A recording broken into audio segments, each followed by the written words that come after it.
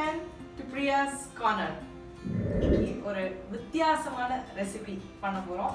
இது வந்து காய்கறியில கூட்டு பார்த்திருப்பீங்க, காய்கறியில கொஜ்ஜு பார்த்திருப்பீங்க. இது வந்து பைனாப்பிள் கொஜ்ஜு, பழத்துல கூட்டு இல்லனா பைனாப்பிள் கொஜ்ஜு. இது ஒரு காரமான டிஷ் தான். ஆனா வந்து இதுல கொஞ்சம் லைட்டா வெல்லம் போடுவோம். மற்றபடி பார்த்தீங்கன்னா காஞ்ச மிளகாய் யூஸ் பண்ணியிருப்போம். பைனாப்பிள் கொஞ்சம் லைட்டாக பழமானக்கு அப்புறமே அதுக்கப்புறம் அதை வந்து ஒரு சைட் டிஷ்ஷாக சப்பாத்திக்கு தொட்டுக்கவோ அந்த மாதிரி ஒரு கொஜ்ஜு. யூஸ்வலாக கொஜ்ஜுன்ற வேர்டு தெலுங்கு கன்னடாவில் யூஸ் பண்ணுவாங்க.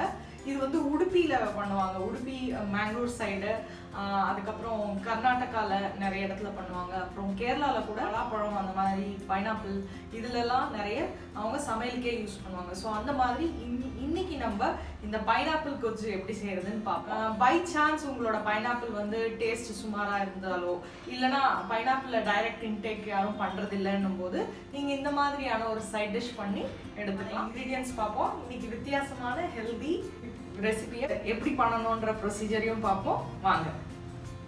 பைனாப்பிள் கொஜ்ஜு செய்யறதுக்கு தேவையான பொருட்கள்: பைனாப்பிள், உப்பு, தனியா, மஞ்சத்தூள், கடலைப்பருப்பு, உளுத்தம்பருப்பு, எள்ளு, வெள்ளை எள்ளு, கடுகு, தேங்காய், வெல்லம், காஞ்ச மிளகாய், கொத்தமல்லி, கருவேப்பிலை, கொஞ்சோண்டு பெருங்காயம். தாளிக்கிறதுக்கு எண்ணெய். நாங்கள் தேங்காய் எண்ணெய் யூஸ் பண்ணுறோம். யூஸ்வலாக இந்த மாதிரி பழம் ஐட்டம்லாம் வந்து தேங்காய் எண்ணெயில் செஞ்சால் நல்லாயிருக்கும். அதே மாதிரி தேங்காய் பால் ஊற்றி செய்கிற ஐட்டம் தேங்காய் எண்ணெயில் செஞ்சால் நல்லாயிருக்கும். நீங்கள் எண்ணெய் ரிஃபைண்ட் ஆயிலோ இல்லைனா எந்த எண்ணெய் நீங்கள் யூஸ்வலாக யூஸ் பண்ணுறீங்களோ அதை தாளிக்கிறதுக்கு யூஸ் பண்ணிக்கலாம். செய்கிறதுக்கு ஃபஸ்ட் ஸ்டெப் பார்த்தீங்கன்னா, இந்த பைனாப்பிளை நம்ம கொஞ்சம் வேக வச்சுக்கணும். ஒரு 2 கிளாஸ் அளவுக்கு தண்ணி ஊற்றிக்கோங்க. சின்ன கிளாஸ் 2 கிளாஸ் அளவுக்கு தண்ணி அதில் பார்த்தீங்கன்னா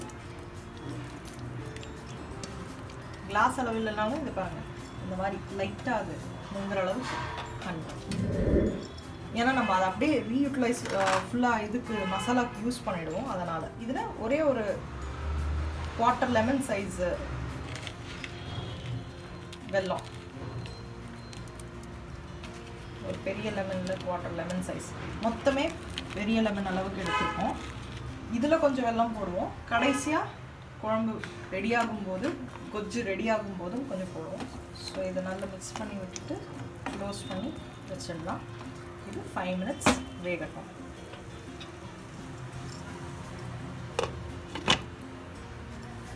ஸோ இது செகண்ட் ஸ்டெப் பார்த்தீங்கன்னா, இந்த ஒரு சைடு இந்த பைனாப்பிள் ஃபஸ்ட்டு வேக வச்சு போட்டுட்டோம். இப்போ நம்ம வச்சிருந்த இன்க்ரீடியன்ட்ஸ் வறுத்து லைட்டாக ஆறின உடனே மிக்சியில் போட்டு அரைக்கணும். ஸோ நாங்கள் இப்போ வறுத்து டைரெக்டாக இந்த மிக்சியில் போட்டு கொஞ்சம் நேரம் ஆற விட்டுட்டு அரைச்சி எடுத்துகிட்டு போகிறோம். மசாலாவுக்கு 1 ஸ்பூன் கடலைப்பருப்பு, 1 ஸ்பூன் உளுத்தம்பருப்பு, அதை லைட்டாக வறுத்துட்டு ப்ரௌன்லாம் ஆகணும்னு அவசியம் இல்லை, கொஞ்சம் சூடு இருந்தால் போதும். இந்த பச்சை ஸ்மெல்லை வந்து அதுக்கப்புறம் குழம்புல போட்டு வெயிட் பண்ண முடியாது நம்மளால். அதில் வந்து நல்லா இருக்காது பண்ணுறதுக்கு. அதனால தான் இந்த மாதிரி லைட்டாக ஃப்ரை பண்ணிவிட்டு நம்ம பண்ணுறது. ஸோ ரொம்ப ப்ரௌனும் ஆகாமல் இந்த ஸ்டேஜ், இந்த பாருங்கள் 1-2 ப்ரௌன் ஆக ஆரம்பிச்சிருக்கு. இந்த ஸ்டேஜில் எடுத்துடலாம். அடுத்து வெள்ளை எள்ளு, இது ஒரு டேபிள் ஸ்பூன் அளவு, 1/2 டீஸ்பூன் அளவுக்கு. இது ஆக்சுவலாக ஆல்ரெடி லைட்டாக வறுத்து எடுத்து வச்ச எள்ளு தான் இது. அதனால் இப்போ லைட்டாக சூடு மட்டும் ஏறினோடனே எடுத்துடுறோம். நெக்ஸ்ட்டு தனியா, இதுவும் ஒரு டேபிள் ஸ்பூன்.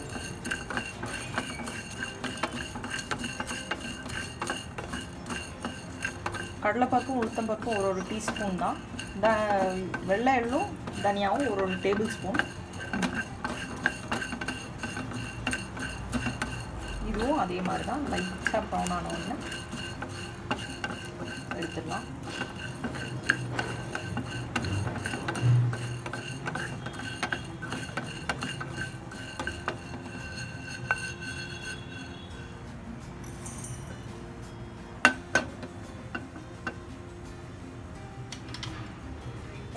காஞ்ச மிளகாவையும் வறுத்துக்கலாம். இது பார்த்தீங்கன்னா ஒரு 8-10 காஞ்ச மிளகா போடலாம். உங்கள் காஞ்ச மிளகாவோட காரம் உங்களுக்கு தெரிஞ்சிருக்கும். இது பார்த்தீங்கன்னா பேடிகை மெணசின்காய் அவ்வளோவா காரம் இருக்காது. அதோட சேர்த்து 2 நார்மல் நீட்டு மிளகாவையும் போட்டுக்கோம். ஸோ அந்த காரத்துக்கு ஏற்ற மாதிரி நீங்கள் போட்டுக்கலாம். 5லேருந்து 6 அட்லீஸ்ட் மினிமம் போட்டால் தான் நல்லா வரும். ஏன்னா ஸ்வீட் டிஷ்ஷாக இருக்கும் இல்லையா இந்த டிஷ், அதை கொஞ்சம் காரம் கட்டா மீட்டா டேஸ்ட்டுக்கு வரணுன்றதுக்காக தான் இது லைட்டாக சூடு ஏறினா போதும். தேங்காவையும் லைட்டாக வதக்கிடலாம். ஒரு வாட்டி மிக்ஸ் பண்ணி விட்டுருங்க. ஏன்னா அதில் நடுவில் அந்த வெல்லம் இருக்கு இல்லையா, அது கரைஞ்சி மிக்ஸ் ஆகணும். அதுக்காக மிக்ஸ் பண்ணி விடுங்க. இந்த தேங்காய் வந்து திருவிட்டு கூட போட்டுடலாம். இது ஆக்சுவலாக ஆப்ஷனல். இதை வதக்குறது, தேங்காய் வதக்குறது வதக்குனா கொஞ்சம் ஸ்டே ஆகும். அதுக்காக தான் சும்மா அப்படி கொஞ்சம் சூடு ஏறுற மாதிரி பண்ணி விட்டுட்டு இதை நாங்கள் சின்ன சின்ன பத்தியாகவே அப்படியே டைரெக்டாக மிக்சியில் அரைக்கிறதுக்காக போட்டுக்கிறோம். ஸோ இப்போ இதுலேயே ஒரு சிட்டிகை மஞ்சத்தூள், 1/4 டீஸ்பூன் மஞ்சத்தூள் இதுலேயே போட்டுட்டு கல்லுப்பையும் இதுலேயே போட்டுடலாம். ஸோ தட் அதில் அரைஞ்சிருச்சுன்னா நல்லா ஈஸியாக. இது கொஞ்சம் ஆறின உடனே இதை அரைச்சிட்டு காமிக்கும்.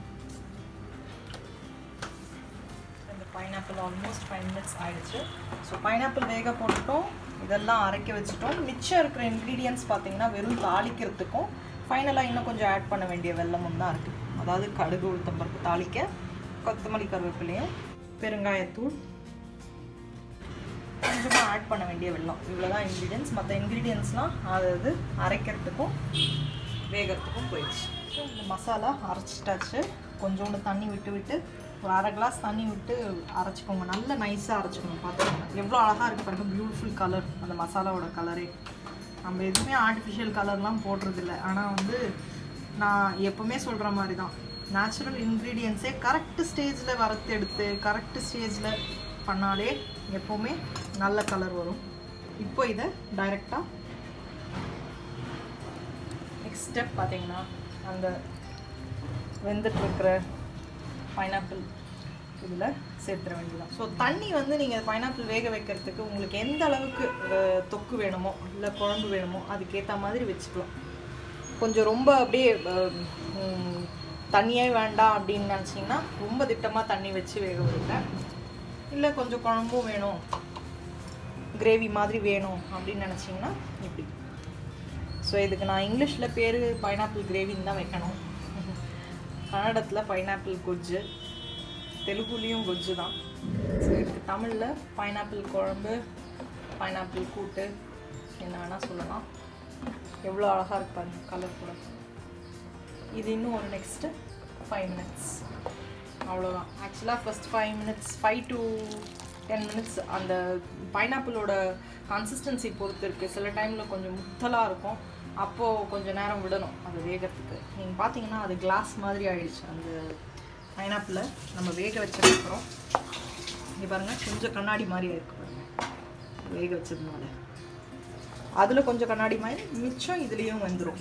ஸோ 5 minutes தண்ணியில் வெள்ளத்தோடு சேர்ந்து இப்போ ஒரு 5 minutes இந்த மசாலாவோடு சேர்ந்து ஆல்டுகெதர் 10 to 15 minutes இந்த பைனாப்பிள் வெந்துடும். இப்போ இதை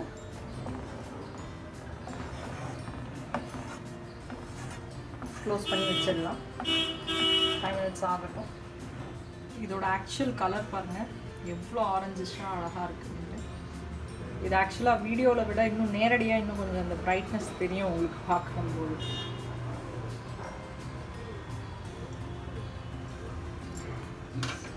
க்ளோஸ் பண்ணி வச்சுக்கலாம். கொஞ்சம் நேரம் கொதிக்கட்டும். 5 minutes. இது இன்னும் பாயில் ஆகிட்டுருக்கு. இப்போ பாயில் ஆகும்போது பார்த்திங்கன்னா லைட்டாக திரி ஆகிற மாதிரி இருக்கும். அது வந்து அந்த வெல்லம் ஸ்வீட்னஸ் அதனால தான் இந்த மாதிரி ஆகுது. இது இன்னும் கொஞ்சம் கொதிக்கணும். இப்படி தான் கன்சிஸ்டன்சி இந்த மாதிரி தான் மாறும். இது லைட்டாக திக்காகிற வரைக்கும். இப்போ பார்த்திங்கன்னா கொஞ்சம் தண்ணியாக தான் இருக்கணும். ஸோ கொஞ்சம் திக்காகிற வரைக்கும் நம்ம இதை கொதிக்க விடலாம். நெக்ஸ்ட்டு தாளித்து போட்டுறது மட்டும்தான் ஸ்டெப்பு. இப்போ இது கொதிச்சு வந்துருச்சு பாருங்கள். இந்த கலரும் அந்த லைட்டாக அதுக்குள்ளேருந்து லைட்டாக லேயராக அந்த ஆரஞ்சு கலர் தெரியுது பாருங்கள். இப்படி வந்துச்சுன்னா இது கொதிச்சிருச்சுன்னு அர்த்தம். ஆல்மோஸ்ட் 7 minutes 8 minutes ஆச்சு இது கொதிச்சு வர்றதுக்கு. இப்போ நம்ம தாளிச்சிடலாம். தாளிக்கிறதுக்கு கடுகு, நான் அப்போவே சொன்ன மாதிரி நாங்கள் தேங்காய் எண்ணெய் யூஸ் பண்ணுறோம். தேங்காய் எண்ணெய் ஒரு 2 tablespoon.